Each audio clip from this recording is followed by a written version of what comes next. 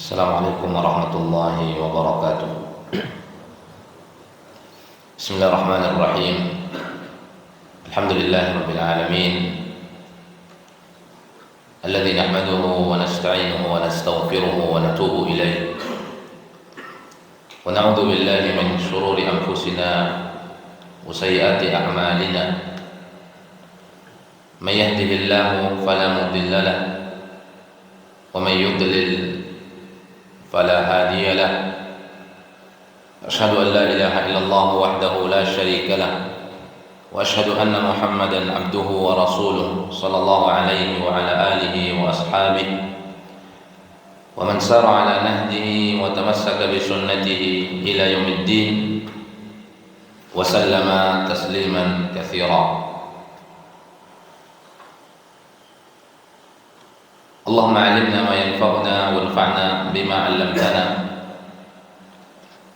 اللهم اشرح بالعلم صدورنا ونور قلوبنا وصحح جسدنا إنك على كل شيء قدير. اللهم أصلح لنا شأننا كله ولا تكلنا إلى أنفسنا طرفة عين. معاشر الكرام، إخواني في الدين وأخواتي في الله, bersyukur kita kepada Allah Azza wa Jalla pagi hari yang berkah ini bersamaan turunnya hujan, mutirna bi fadlillahi wa rahmatihi. Mudah-mudahan air hujan yang diturunkan oleh Allah Azza wa Jalla dijadikan sebagai karunia rahmat untuk kita semua. Karena salah satu nikmat yang diberikan oleh Allah Subhanahu wa taala, dan itu merupakan nikmat yang besar kepada hambanya, yaitu nikmat kehidupan. Dan di antara sumber kehidupan adalah diberikan air oleh Allah Subhanahu wa taala. Adanya air yang diturunkan, kemudian adanya air yang keluar dari bumi. Maka banyak-banyaklah kita bersyukur. Dan Allah sebutkan tentang nikmat air ini di dalam surat Al-Mulk. Qul ara'aytum in asbaha ma'ukum ghawra faman ya'tikum bima'in ma'in. Ini adalah sebuah ayat yang menunjukkan bagaimana tingginya kedudukan nikmat air di dalam kehidupan manusia. Bahkan tidak hanya kehidupan manusia, termasuk kehidupan hewan, kehidupan binatang, ternak butuh kepada air, tumbuh-tumbuhan semuanya butuh kepada air. Maka setiap hujan diturunkan oleh Allah Jalla wa Ala, doa yang dianjurkan oleh Nabi SAW ketika hujan turun, Allahumma shayban nafi'an. Kemudian setelah hujan turun, mutirna bi fadlillahi wa rahmatihi, agar kita termasuk hamba-hamba yang bersyukur kepada Allah Azza wa Jalla. Salawat dan salam tercurahkan untuk Rasulullah sallallahu alaihi wasallam. Tercurahkan salawat dan salam untuk keluarga Nabi, seluruh para sahabatnya radhiyallahu anhum ajma'in wa man tabi'ahum bi ihsanin ila yaumiddin. Ma'asyiral kiram, kembali kita lanjutkan kisah Anas bin Malik Al-Ansari, salah seorang sahabat, dan dia termasuk sigharus sahabat, sahabat yang sangat muda, sahabat yang umurnya masih sangat belia, tetapi nanti beliau menjadi sahabat yang senior dalam perkara-perkara agama, terutama ketika sahabat-sahabat yang senior sudah diwafatkan oleh Allah Jalla wa'ala. Jadi kehidupannya setelah meninggalnya Nabi SAW, kehidupan yang sangat lama, lebih kurang 80 tahun dia hidup setelah wafatnya Nabi Muhammad SAW, yang dia berjumpa dengan khalifah-khalifah di masa dahulu. Dan ketika terjadi fitnah di tengah-tengah kaum muslimin atau di tengah-tengah masyarakat ketika itu, salah satu yang menerangkan kepada masyarakat bagaimana solusi ketika terjadi fitnah di tengah-tengah kaum muslimin, terutama solusi ketika masyarakat hidup di bawah kepemimpinan yang zalim seperti Yusuf Ats-Tsaqafi, seorang pemimpin yang sangat haus terhadap darah rakyatnya, yang membunuh tidak dengan jumlah sedikit rakyatnya. Salah satu yang ditanyakan ketika itu oleh mereka-mereka yang ada di Irak ketika itu adalah Anas ibn Malik, dan dia sudah sangat tua ketika itu. Jadi termasuk sahabat yang sangat luar biasa, kita hidupnya memang bersama Nabi sallallahu alaihi wasallam. Terutama perkara-perkara yang berhubungan dengan akhlak, adab, etika. Itu Anas menyampaikan bagaimana kesempurnaan akhlak Nabi Muhammad sallallahu alaihi wasallam. Kemudian bagaimana juga syamailuhu, ciri-ciri Nabi sallallahu alaihi wasallam. Itu juga tidak luput dari Anas bin Malik menyebutkan tentang hal itu, karena tentunya dia orang yang lebih memiliki kelebihan dalam perkara itu dibanding yang lain. Makanya sampai disebutkan wa wa'a min hadithi ma mala'a bihi sadra wa arafa min ahwalihi wa akhbarihi wa asrarihi wa syama'ilihi ma lam ya'rifhu ahadun siwa, di mana dia mendengarkan hadis-hadis Nabi sallallahu alaihi wasallam, wa arafa min ahwalihi, kemudian dia mengetahui bagaimana keadaan-keadaan Rasulullah SAW, wa akhbari, kabar-kabar yang datang dari Nabi, wa asrari, termasuk rahasia-rahasia Rasulullah SAW, wa syama'ilihi, yaitu kebaikan-kebaikan, kemuliaan-kemuliaan akhlak Nabi, ma lam ya'rifhu ahadun siwa, yang tidak diketahui oleh seorang pun selainnya. Yang tidak diketahui oleh seorang pun selainnya. Nah, inilah kelebihan daripada Anas. Kelebihan daripada Anas. Sampai-sampai penulis mengatakan apa? Ketika yang menceritakan tentang hal itu adalah Anas, bagaimana kehidupan Nabi itu, maka ini semua akan lebih jelas. Kenapa demikian? Fahuwa biha adra wa ala wasfiha aqwa. Karena Anas tentu lebih mengerti dan lebih paham tentang hal itu, wa ala wasfiha aqwa. Kalau dia yang mengisahkan, menyifati tentang kehidupan Nabi itu tentu lebih kuat dan lebih akurat.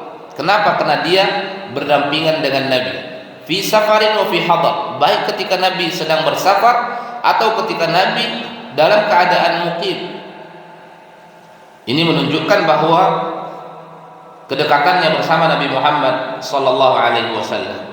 Baik. Maka Anas menyebutkan di antara perkara yang disebutkan oleh Anas, yaitu kisah tentang dia diperintahkan oleh Nabi untuk melakukan satu kebutuhan. Di sini tidak disebutkan apa, tapi disebutkan di dalam riwayat yang lain bahwa Nabi memerintahkan dia untuk membeli sesuatu. Nabi memerintahkan dia untuk membeli sesuatu. Di tengah jalan dia menjumpai teman-teman yang sedang bermain di dekat pasar, kemudian dia ikut bermain. Maka diturut oleh Nabi SAW, dan Anas mengatakan, aku merasakan ada orang di belakangku dan aku melihat ternyata Nabi SAW. Apa yang dilakukan oleh Nabi? Fa'idha Rasulullah yabtasimu, Nabi hanya tersenyum. Dan ini muamalah. Dan di antara ayat yang menunjukkan bagaimana kelembutan Nabi itu, Allah mengatakan fabima rahmatin minallahi lintalahum, berkat dari rahmat Allah Jalla wa Ala engkau berlemah lembut kepada mereka wahai Muhammad. Semuanya merasakan bagaimana kelembutan Nabi, tidak ada yang tidak merasakan bagaimana kelembutan Nabi itu.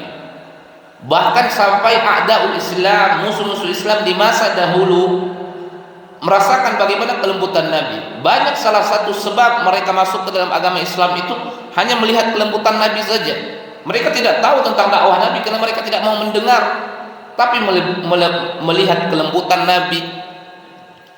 Bagaimana Nabi memperlakukan orang yang ditawan, bagaimana Nabi memperlakukan musuh dalam kancah peperangan, ya, diperlakukan oleh Nabi SAW dengan sebaik-baiknya. Seperti kisah salah seorang yang diikat di tiang masjid itu, berapa hari diikat, yang akhirnya dia masuk ke dalam agama Islam. Itu setiap harinya diberikan makanan.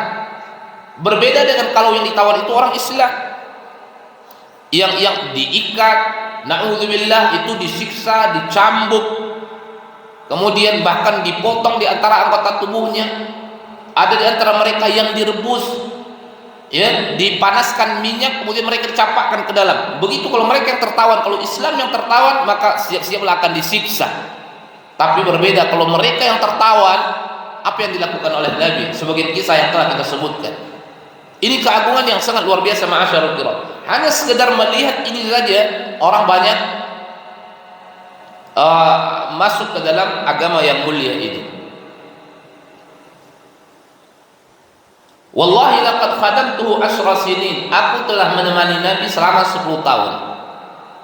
Selama 10 tahun, dan Nabi tidak pernah berkata kepadaku terhadap perbuatan yang aku lakukan, kenapa kau lakukan, dan tidak dikatakan terhadap perbuatan yang aku tinggalkan, kenapa kau tinggalkan. Tentu ini dalam perkara-perkara apa yang dia bukan sesuatu penyimpangan-penyimpangan. Jadi jangan tergambar di dalam benak kita itu, berarti kalau demikian bisa jadi Nabi mendiamkan sesuatu yang tidak baik. Ini dalam perkara-perkara yang tentu masih bisa ditolerir, terutama dalam perkara-perkara dunia. Dalam perkara-perkara bagaimana dia di dalam rumah Nabi atau bagaimana dia di luar rumah Nabi, itu salah satu contohnya tadi ketika Nabi perintahkan dia untuk membeli sesuatu, kemudian belum dia beli, kemudian dia bermain. Nabi tidak berkata kepadanya, kenapa engkau bermain? Nabi tidak berkata kepadanya, kenapa engkau tidak membeli? Kenapa engkau tidak melakukan apa yang aku perintahkan? Nabi tidak berkata demikian. Tapi Nabi mencari uslub yang lain. Nabi memilih cara yang lain. Dan itu cara menunjukkan kelembutan akhlak Nabi SAW. Jadi jangan kita pahami juga ini hadis dengan pemahaman yang mutlak. Kalau demikian, kita selaku sebagai orang tua sudah kita diamkan saja apapun yang dilakukan oleh anak kita. Bukan itu maksudnya. Ya, selagi kita bisa mencari uslub yang baik, yang tidak ada menggiring kepada apa sesuatu yang tidak baik, maka kita lakukan. Tapi kalau ternyata yang dilakukan sesuatu penyimpangan, sesuatu yang tidak baik, sesuatu kemungkaran, tentu tindakannya berbeda yang dilakukan sebagai kepala orang, sebagai kepala dalam satu rumah tangga. Makanya diantara cara kita memahami itu, kita mesti menggabungkan pemahaman antara dalil. Jadi bukan berarti perbuatan Nabi kepada Anas ini menafikan, ya, tindakan nahi mungkar yang dilakukan oleh orang tua, bukan itu. Jadi bukan menafikan hal itu. Karena dalam kesempatan yang lain kita mendapatkan juga Nabi mengatakan apa? Muru abna'akum bis shalah, perintahkan anak kalian melakukan salat ketika mereka berumur 7 tahun. Wadribuhum 'alaiha, pukul mereka ketika mereka tidak melakukan salat ketika mereka berumur 10 tahun. Mungkin kita berpikir ini seakan-akan kontradiktif. Nabi mendiamkan segala-galanya. Nabi tidak pernah menegur Anas, tetapi di lain kesempatan justru Nabi menyuruh memukul anak berumur 10 tahun. Maka cara kita memahami ini mesti dipahami dengan benar. Jadi Nabi diam ini dalam perkara-perkara yang memang bisa didiamkan, bukan dalam seluruhnya. Ya, ini prakteknya mesti kita perhatikan baik-baik. Tapi kalau misalnya sang anak meninggalkan sholat, ya, kemudian kita diam, bukan itu maksudnya. Sang anak berucap dengan ucapan yang kotor, kemudian kita diam, bukan itu maksudnya. Dan jadi dalam perkara-perkara yang memang tidak butuh marah, yang tidak butuh bertanya kenapa, yang tidak butuh bertanya, ya, maka tentu sebaiknya kita memilih uslub cara yang lain. agar anak kita itu terbina di atas kebaikan-kebaikan. Dan ini yang dilakukan oleh Nabi sallallahu alaihi wasallam. Jadi perbuatan Nabi yang disebutkan oleh Anas ini, "Fama qala li syai'un sana'tu lima sana'ta wa la li syai'in taraktu lima tarakta." Ini bukan menafikan tindakan-tindakan ya, baik dari sisi amar ma'ruf atau dari sisi nahi mungkar. Jadi kita masih mengetahui juga banyak dalil-dalil yang lain ya yang menunjukkan hal itu. Tapi apa yang disebutkan oleh Anas ini menunjukkan bagaimana kemuliaan akhlak Nabi. Jadi selagi bisa didiamkan, kenapa ya tidak didiamkan? Selagi bisa ditolerir, kenapa tidak ditolerir? Terkadang sebagian seorang anak itu apa? Seorang anak itu terkesan di dalam hatinya sesuatu yang tidak baik dari orang tuanya. Perkara-perkara yang tidak butuh dipermasalahkan, terkadang dipermasalahkan. Perkara-perkara yang tidak butuh marah orang tua, terkadang orang tuanya marah. Terkadang marahnya berlebih-lebih. Contoh Nabi SAW, jangankan kepada anaknya, kepada pembantunya, Nabi tidak pernah mengatakan, kenapa engkau lakukan ini? Kenapa engkau tidak lakukan ini? Ini kesempurnaan. Ya, maka ingat apa yang disebutkan oleh Nabi SAW, sebaik-baik kalian adalah orang yang paling baik kepada keluarganya, kata Nabi. Itu tolak ukur itu.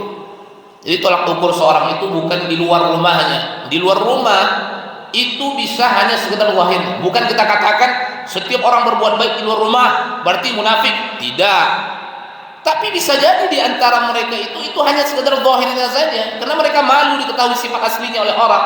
Sehingga begitu mereka berada dalam rumahnya, berada di luar rumahnya, keluar dari lisannya lisan yang baik, tersenyum kepada orang lain, lemah lembut, ramah, tidak kasar. Begitu pulang di rumahnya, ucapan kasar keluar. Ada yang seperti itu. Tapi kita tidak melazimkan. Ya, tapi orang yang sudah berbuat baik dengan sebaiknya di dalam rumahnya, biiznillah di luar akan terpancar kebaikan-kebaikan juga.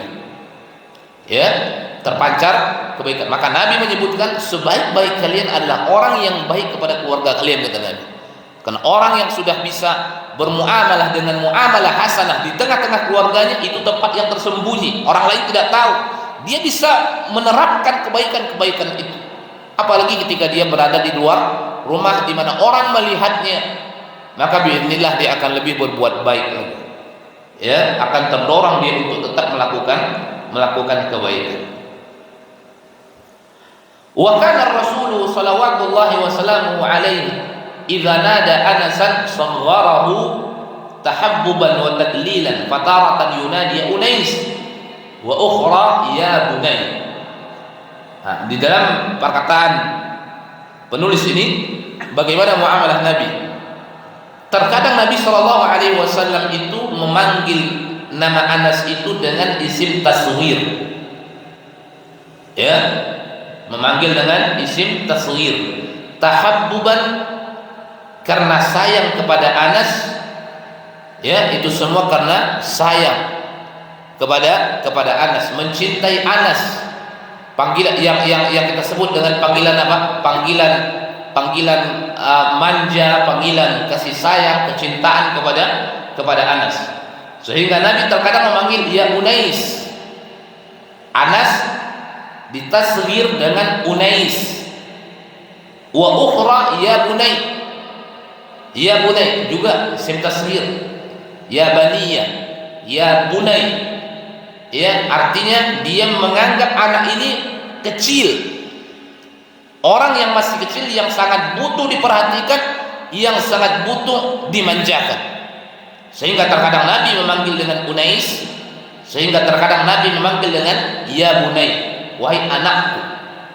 Wahai anakku. Itu salah satu muamalah Nabi kepada anak-anak yang masih kecil. Jadi Nabi itu diantara kesenangan Nabi itu suka dekat dengan anak-anak. Dan ini Imam Bukhari juga menyebutkan beberapa hadis di dalam kitabnya, yaitu kitab Adabul Mufrad. Imam Bukhari punya beberapa kitab yang sangat masyhur, Sahihul Bukhari. Kemudian di samping itu masih ada kitab-kitab yang lain, di antaranya Khalqu Af'alil Ibad, kemudian Adabul Mufrad, berbicara tentang adab-adab. Maka di antara disebut yang sesuatu yang disebutkan di situ muamalah Nabi kepada anak-anak, bagaimana sayangnya Nabi SAW kepada anak-anak yang masih kecil. Ya, pada anak-anak yang masih kecil. Baik anak-anak itu merupakan bagian daripada keluarganya atau tidak. Jadi Nabi sangat suka mendekat kepada anak-anak yang masih kecil. Wa kana yughdiqu alaihi min nasaihihi wa mawa'idhihi ma mala'a qalbahu wa mala'a lubbahu. Maka selalu Anas itu mendengarkan nasihat Nabi SAW dan mawa'idnya, peringatan-peringatannya, mau'izah yang disampaikan oleh Nabi yang melapangkan dadanya. Jadi berarti jiwa Anas itu penuh dengan nasihat yang datang dari Nabi. Bagaimana tidak tinggal bersama Nabi fi hadarin wa fi safar, apalagi usianya masih muda. Kalau usia masih muda itu ibaratnya dia merekam. Kita akan mengingat, apalagi usia di atas 5 tahun sampai 10 tahun, di atas 10 tahun, belasan tahun. Kita masih ingat. Ya, ketika kita kelas 5 SD, ketika kita kelas 6 SD, peristiwa-peristiwa 1 SMP, 2 SMP, 3 SMP, kita masih ingat karena usia-usia seperti itu di mana kita itu merekam. Kita seakan-akan masih terngiang-ngiang di telinga kita ucapan-ucapan guru kita ketika kita berumur 10 tahun, 11 tahun, 12 tahun. Kalau kita bayangkan seakan-akan baru kemarin itu terjadi. Itu usia di mana otak kita itu bisa merekam ketika itu. Di usia itulah Anas hidup bersama Nabi. Maka jiwanya dipenuhi dengan bimbingan, nasihat yang datang dari Nabi SAW. Kemudian di antara perkataan Nabi apa? Min dzalika qauluhu, perkataan yang sangat luar biasa. Ya bunai, kata Nabi kepada Anas, in qadarta an tusbiha wa tunsi wa laysa fi qalbika ghishun li ahadin faf'al. Subhanallahil azim. Nabi SAW mengajarkan, membina, menata hati Anas. Bagaimana hati Anas itu terbina di atas apa? Hati yang bersih. Tidak ada sedikit pun dengki, tidak ada sedikit pun hasad, tidak ada sedikit pun sesuatu yang tidak baik di dalam hatinya kepada siapapun. Orang yang mendapatkan hati yang seperti ini, alangkah nikmatnya dia menjalani kehidupan di muka bumi ini, ma'asyiral kiram. Ya, maka salah satu doa yang kita doakan apa?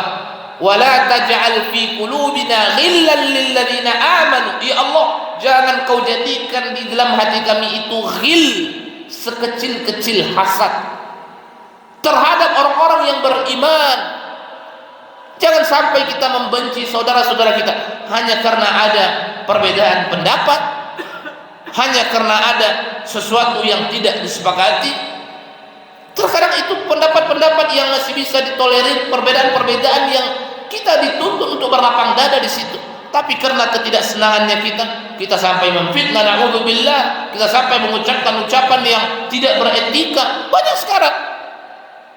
Perbedaan itu sesuatu yang biasa, ma'asyiral kiram. Dari zaman dulu perbedaan itu ada. Tapi bagaimana perbedaan ini di tengah-tengah masyarakat, tengah-tengah kita, jangan sampai kita di antara kita itu bisa menciptakan dan menimbulkan permusuhan. Diajarkan oleh Nabi SAW kepada Anas, apa kata Nabi? Ya bunayya, wahai anakku, in qadarta, apabila engkau mampu, an tusbiha, masuk di pagi hari, wa tumsiyah, masuk di sore hari. Artinya ketika engkau berada di pagi hari, ketika engkau berada di sore hari, wa laysa fi qalbika ghishun li ahadin faf'al, enggak ada dalam hatimu itu sesuatu yang tidak baik untuk manusia, maka kamu lakukan apapun sesuatu yang tidak baik itu. Sifat yang culas, sifat yang menipu, sifat hasad, sifat dengki, rasa benci yang bukan pada tempatnya. Ketika engkau bisa melakukan itu, maka lakukanlah wahai anakku. Salah satu nasihat yang mulia, petuah dari Nabi SAW yang mesti kita ingat selalu. Maka berkata dari kalangan ahli ilmu, ada yang mengatakan apa?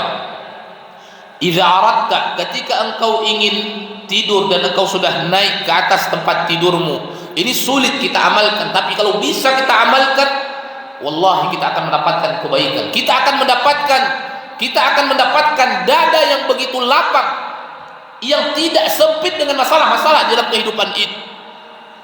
Ketika engkau naik ke tempat tidurmu dan engkau ingin tidur di malam hari itu, maka engkau mulai mengingat bahwa engkau terzalimi oleh orang lain. Manusia melakukan sesuatu yang tidak baik kepadamu.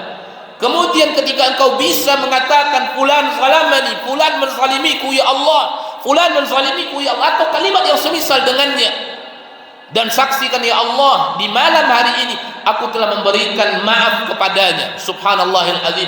Orang yang bisa melakukan ini orang yang akan bisa merasakan bagaimana lapangnya dada dia, dan itu nikmat.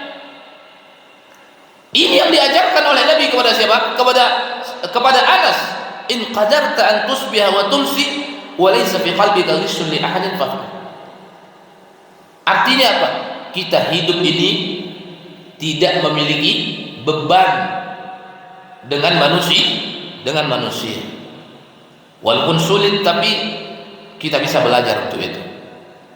Ada mungkin orang yang menzalimi kita, berat hati kita memberikan maaf kepada dia, apalagi perkara-perkara yang memang sulit untuk ditolerir.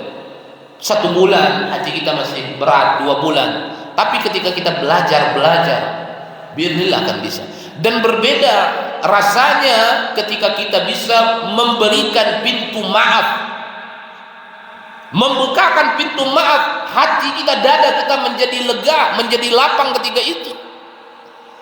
Wal ya'fu wal yasfahu, kata Allah Jalla wa Ala, hendaklah mereka saling memaafkan, kata Allah Jalla wa Ala. Maka salah satu ketika Abu Bakar ada di antara keluarga dia, karib kerabat dia, di antara saudaranya, saudarinya, dia nafkahi hidupnya. Seorang yang fakir, dia nafkahi hidupnya. Ketika peristiwa tertuduhnya Aisyah melakukan perbuatan zina, tuduhan yang sangat keji yang dituduhkan oleh sebagian orang, kena benci kepada Nabi dan benci kepada istri Nabi, tertuduh melakukan perbuatan zina, tuduhan dengan salah seorang sahabat yang bernama Safwan ibn Mu'attal. Ada sebagian kaum muslimin yang ketika mereka mendengarkan tuduhan itu, mereka tidak langsung membantah, tapi justru menyebarkan juga, tapi bukan dengan tujuan menuduh, tapi hanya sekedar menceritakan. Jadi mereka mendengarkan kisah bahwa begini ada tuduhan untuk Aisyah, kemudian mereka memindahkan berita-berita itu. Sebenarnya nggak boleh itu, walaupun dengan tujuan bukan menuduh, nggak boleh. Kewajiban kita apa? Kewajiban kita hanya mendiamkan saja. Kalau bisa kita tolak itu berita langsung, secara langsung kita tolak itu. Langsung kita katakan tidak mungkin benar berita itu, sampai datang kejelasan betul-betul jelas antara benar atau tidak. Ya, kita yang mendengar itu nggak boleh, walaupun dengan tujuan bukan menuduh. Kalau datang berita miring dari saudara kita tentang saudara kita, nggak boleh kita terima. Kemudian nggak boleh kita sebarkan, walaupun bukan dengan tujuan menuduh. Ingat ini. Kenapa? Karena kalau kita sebarkan walaupun bukan dengan tujuan menuduh, terkadang bisa menjadi senjata bagi orang-orang yang tidak senang itu. Si A menyebarkan berita tentang si B, bukan dengan menuduh, tapi hanya menceritakan saja. Ternyata orang yang dituduh ini punya musuh dengan orang lain. Dia mendengarkan ini berita, ini bisa menjadi senjata dia ini. Maka kita yang mendengarkan gak usah kita sambung, gak usah kita pindahkan ke tempat yang lain, walaupun dengan tujuan bukan menuduh. Apa kata Allah Jalla wa Ala? Tahsabunahu hayyinan wa huwa 'indallahi 'azim. Perkara itu kalian anggap perkara yang ringan, tapi itu besar di sisi Allah Jalla wa Ala. Makanya yang dicambuk oleh Nabi di masa dahulu ketika turun ayat perintah cambuk itu tidak hanya yang menuduh saja, termasuk yang memindah-mindahkan dicambuk juga oleh Nabi sallallahu alaihi wasallam. Dicambuk oleh Nabi sallallahu alaihi wasallam. Ya. Abu Bakar ketika itu tentu tidak senang anaknya dikisahkan tentang tuduhan-tuduhan itu. Siapa yang senang? Anak kandungnya. Maka ada di antara saudari Abu Bakar ketika itu, dia ikut menyebutkan tentang kisah itu, walaupun dia bukan menuduh, walaupun dia tidak membenarkan itu berita, tapi dia sebutkan. Sekarang ada berita di kota Madinah apa? Begini. Kemudian ini memindahkan lagi, ada berita sekarang apa? Ini. Walaupun dengan tujuan bukan menuduh, nggak boleh kita lakukan hal itu. Maka Abu Bakar ketika itu bersumpah untuk tidak memberikan nafkah kepadanya. Jadi selama ini dia memberikan nafkah. Kemudian Abu Bakar bersumpah untuk tidak memberikan nafkah. Begitu berita ini sudah jelas dan sudah diturunkan aslinya oleh Allah Jalla wa Ala, ternyata tuduhan yang sangat keji. Dengan turunnya ayat innal ladzina ja'u bil ifki usbatun minkum la tahsabu syarran lakum bal huwa khairun lakum likulli imri'in minhum maktasaba minal itsm wal ladzi tawalla kibrahu minhum lahum 'adzabun 'adzim. Kemudian perintah mencambuk 80 kali orang yang menuduh wanita melakukan perbuatan zina yang tidak mendatangkan saksi, maka mereka dicambuk oleh Nabi sallallahu alaihi wasallam. Dicambuk oleh Nabi sallallahu alaihi wasallam. Abu Bakar bersumpah untuk tidak memberikan nafkah kepada orang yang menyebarkan itu berita yang ada di bawah tanggungannya ketika itu, yang akhirnya turun teguran dari Allah Jalla wa Ala. Jadi kalau kisahnya sudah selesai, beritanya sudah kelar, sudah tahu ya, dan Nabi sudah mencambuk itu semua, ya sudah. Artinya apa? Kalau kebaikan-kebaikan yang sudah dilakukan, ya, lalu ada perselisihan setelah itu, jangan sampai membatalkan itu kebaikan. Apa kata Allah? Wala ya'tali ulul fadli minkum wasa'ati ayyutu uli qurbah. Jangan bersumpah orang-orang yang memiliki kelapangan harta untuk tidak memberikan kepada karib kerabatnya. Ini ayat turun untuk Abu Bakar. Ya, apa kata Allah? Wal ya'fu wal yasfu. Hendaklah saling memaaf. Kan sudah jelas. Tetapi memang sulit, tapi kalau bisa kita lakukan sangat luar biasa. Yang akhirnya Abu Bakar bersumpah kembali untuk memberikan nafkah yang awalnya. Ini juga diantara sifat kriteria sahabat cepat menerima kebenaran. Begitu turun ayat yang menegurnya, yang sebelumnya dia bersumpah untuk tidak memberikan nafkah, kembali dia bersumpah ketika itu untuk memberikan nafkah kepada saudarinya. Maka kalau kita bisa berada di setiap saat, tidak memiliki rasa ghil, ghish, sesuatu yang tidak baik dalam hati kita terhadap saudara-saudara kita, apa kata Nabi? Faf'al, kamu lakukan. Karena beda rasanya. Setiap kita berjalan itu, hati kita lapang kepada orang, itu luar biasa. Orang yang bisa berbuat baik kepada orang yang berbuat baik kepadanya, itu namanya mukafa'ah, biasa itu. Makanya Nabi menyebutkan, bukanlah makna daripada silatul arham itu antasila, engkau menyambungkan hubungan rahim dengan orang yang menyambungkan denganmu. Oh, ini berbuat baik, kamu balas dengan kebaikan, biasa. Iya, kamu akan diberikan kebaikan oleh Allah, tapi biasa. Tapi ada menyambung hubungan silaturahim yang lebih tinggi dari itu, apa? Engkau sambungkan dengan orang yang telah memutuskan hubungan itu denganmu. Engkau berbuat baik kepada orang yang telah berbuat baik kepadamu, biasa. Karena itu bentuk daripada ucapan terima kasih. Ucapan terima kasih. Nabi mengatakan, ketika orang berbuat baik kepadamu, fakafi'u, maka balaslah dia, kata Nabi. Tapi yang luar biasa apa? Ketika orang lain tidak berbuat baik kepadamu, bahkan sampai menzalimimu, engkau bisa berbuat baik kepadanya. Ini baru luar biasa. Inilah yang dilakukan oleh Nabi sallallahu alaihi wasallam. Maka Nabi mengatakan, ya bunayya, in qadarta an tusbiha wa tumsi wa laysa fi qalbika ghishun li ahadin faf'al. Ya bunayya, wahai anakku, inna dzalika min sunnati, itu merupakan bagian dari sunnahku. Wa man ahya sunnati faqad ahabbani, barang siapa yang cinta kepadaku, barang siapa yang menghidupkan sunnahku, dia telah cinta kepadaku. Wa man ahabbani kana ma'i fil jannah, barang siapa yang cinta kepadaku, maka dia akan bersamaku di surga. Ini dorongan yang sangat luar biasa. Bagaimana Nabi menata hati Anas bin Malik, bagaimana Nabi membersihkan hati Anas bin Malik, bagaimana Nabi mengajarkan etika yang sangat mulia. Sebagaimana kita sebutkan tadi, kalau berbuat baik kepada orang yang berbuat baik kepada kita, ini seimbang. Karena memang perintahnya Perintahnya begitu, fakafi'uhu kata Nabi, kamu balas kebaikan orang. Dan Allah melarang kita untuk melupakan kebaikan-kebaikan orang. Apa kata Allah? Wala tansawul fadla bainakum. Jangan kamu mudah melupakan karunia yang ada tengah-tengah kalian. Tapi apa? Setiap orang berbuat baik kepada kita, berusahalah kita untuk membalasnya. Kalau ternyata kita tidak ada sesuatu yang bisa kita gunakan untuk membalas jasanya, ucapkan kepadanya apa? Jazakallahu khairan. Allah yang akan membalasinya. Tapi manakala kita bisa melakukan kebaikan kepada orang yang telah menzalimi kita, ini luar biasa. Ini yang ditanamkan oleh Nabi kepada apa? Hati Anas. Itu bagian dari sunnah wahai anakku. Karena dalam kehidupan Nabi begitu. Nabi berapa banyak Nabi dizalimi di kota Mekah seperti apa? Subhanallahil azim. Nabi dizalimi, para sahabat dizalimi, tapi begitu Nabi masuk ke kota Mekah dengan tujuan menaklukkan Mekah, apakah Nabi menzalimi orang Mekah? Tidak. Ada sebuah kisah yang dikisahkan sedikit oleh Syekh Abdul Razak dalam kitabnya Kaifa takunu miftahan lil khairi. Bagaimana kamu menjadi kunci kebaikan? Ketika Nabi masuk ke kota Mekah dengan tujuan penaklukan Mekah, bayangkan Nabi itu datang ke Mekah ketika itu sudah sebagai penakluk. Nabi sudah punya umat yang beriman kepadanya, jumlahnya banyak.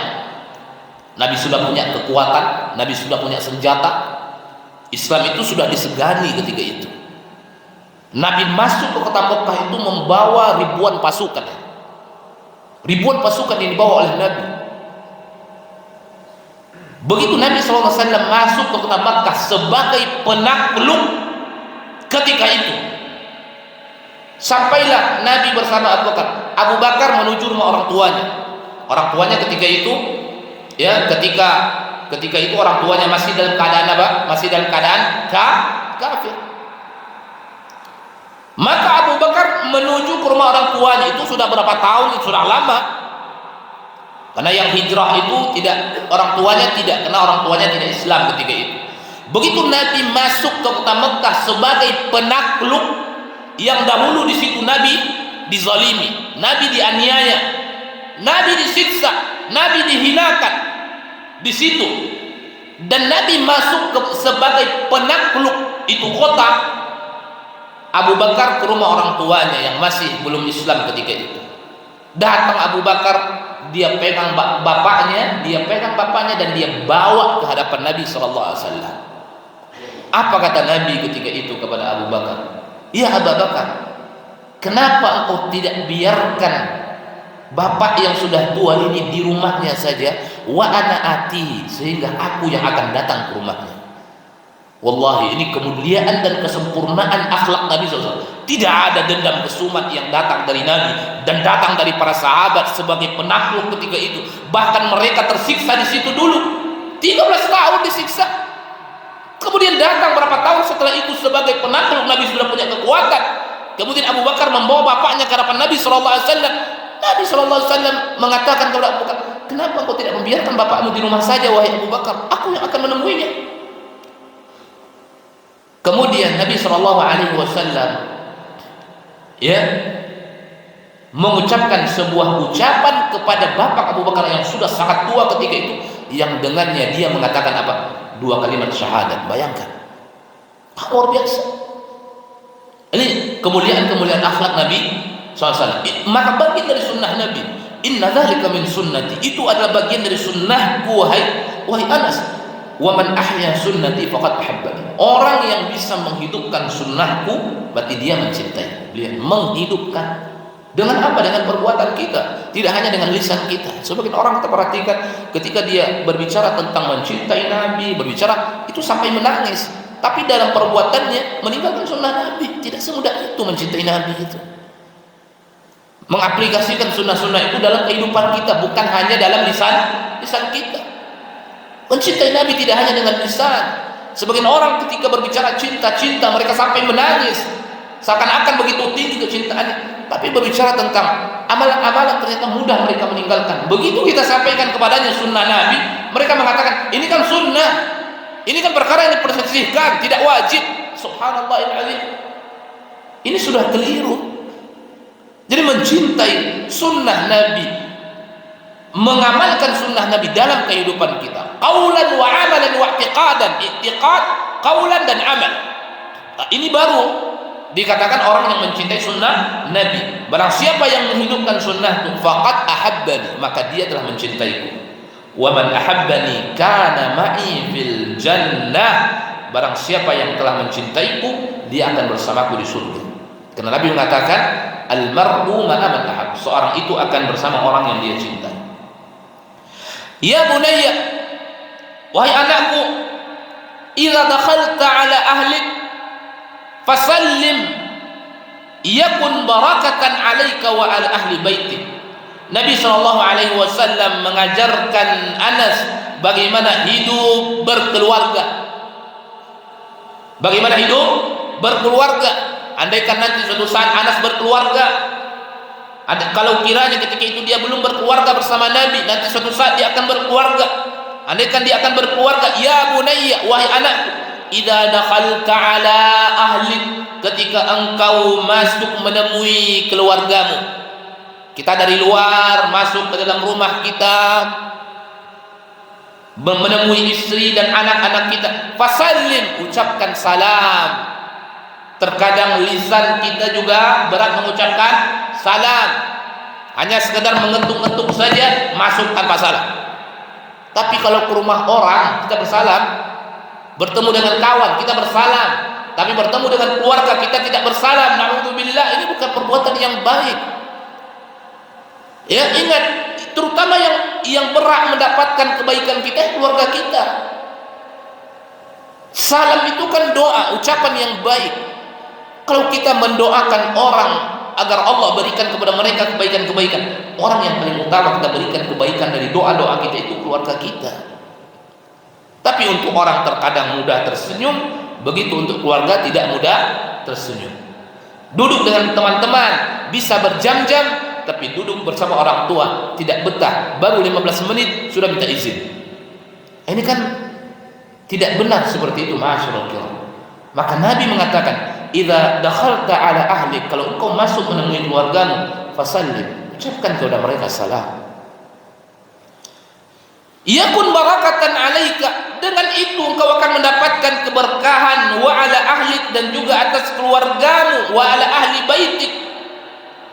Ini petuah Nabi SAW. Di antara nasihat Nabi SAW, bagaimana Anas ini bergaul dengan orang lain, bagaimana dia bergaul dengan orang-orang yang bahkan mungkin melakukan sesuatu yang tidak baik kepadanya, dan bagaimana semestinya dia bergaul di tengah-tengah keluarganya. Banyak jarang di antara orang mengucapkan salam masuk ke dalam rumah, padahal itu adalah, bayangkan berapa kali dalam satu hari kita keluar rumah, berapa kali dalam satu hari, pagi kita keluar, siang nanti keluar, kemudian dan berapa kali kita masuk ke dalam rumah kita dari luar. Setiap saat kita mendoakan anak-anak kita, mendoakan istri kita, assalamualaikum warahmatullah. Kemudian nanti kita keluar, kita masuk, assalamualaikum warahmatullah, ya ahli wa auladi, wahai keluargaku, wahai anak-anakku. Subhanallah, berkali-kali kita mendoakan mereka dalam satu hari. Bagaimana tidak keberkahan akan diturunkan oleh Allah Jalla wa'ala. Tapi setiap kita pulang ke rumah, yang ada marah-marah saja, yang ada ucapan yang kasar saja, bagaimana keberkahan akan dibagi oleh Allah Jalla wa'ala.